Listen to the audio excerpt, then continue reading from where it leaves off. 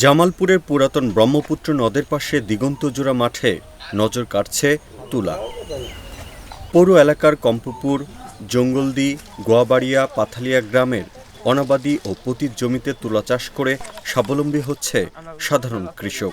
কয়েকটি জাত থাকলেও এবার সিভি হাইব্রিড 1, সিভি 12 ও সিভি 13 জাতের তুলা চাষ করে পাওয়া গেছে ভালো ফলন।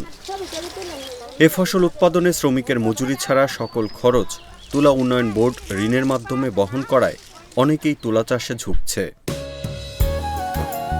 প্রাণদূত, শুদ্ধতায় ও মমতায়। আগের থেকে অনেক তুলার সংখ্যাটা করা অনেক পাবলিকের কৃষকের চাহিদা বেশি, মানে লাভবান বেশি কৃষক, এই জন্য চাহিদা বেশি। সরকারের এর মধ্যে ভরণ পোষণ সরকারের, কিন্তু কৃষকের একটা টাকাও নাই। ফলন অনেক ভালো, একটা গাছের মধ্যে মনে করেন যে 60-70 টাকা করে গুটি। তুলার চাষের সংখ্যা বাড়ছে, অনেক বাড়ছে, এবং কি ফলনও তুলার ভালো হচ্ছে। এদিক চাষি বাড়ছে, তুলার মধ্যে লাভ বেশি পাইতেছে কৃষকে, পাইতেছে, এই কারণে তুলা সবাই করতেছে।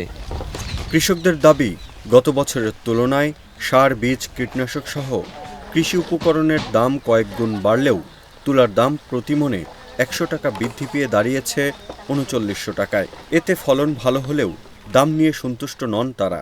সারের দাম বাড়ছে, বীজের দাম বাড়ছে, সবকিছু কৃষি উপকরণের সবকিছুর দাম বাড়ার পরেও 100 টাকা বৃদ্ধি, এটা আসলে কৃষক খুব অধিকার বঞ্চিত ছাড়া আর কিছুই না। গত আগে 38 মন, এবার 39 মন, তবে খরচে আমাদের সঙ্গে আবার মিল হয় না। তুইলের দাম তো আমরা বাড়তে চাই, বাড়তে হলে বাড়তে করবো, তুইলে না এলে করবো না।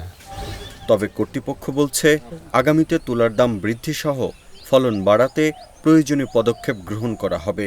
আমরা চেষ্টা করতেছি আরও বাড়াই দেওয়ার জন্য, বা সামনে আরও কিভাবে বাড়ানো যায় সেটা আমরা চেষ্টা করতেছি, এবং যাতে কৃষকদের পোষায় সেই জন্য ফলন কিভাবে বৃদ্ধি পায় সেই চেষ্টায়ও আমরা অব্যাহত রাখছি। সেই চেষ্টাকে সামনে আশা করতেছি আরও ফলন বৃদ্ধি পাবে এবং তুলার দামও আরও বৃদ্ধি পাবে, কৃষকদের ভালো লাভ হবে।